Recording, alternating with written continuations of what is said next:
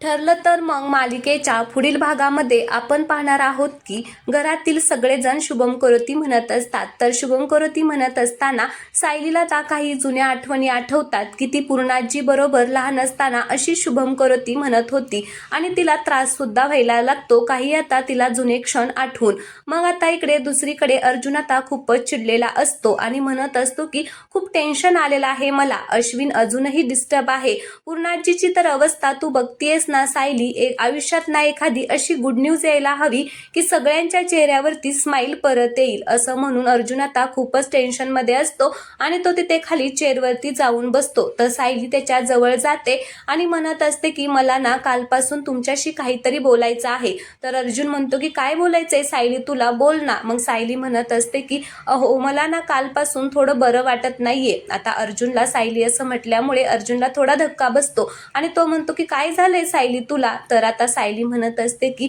मला ना 1-2 वेळा असं गरगरल्यागत झालेलं आहे आणि थोडं मळमळलंय सुद्धा.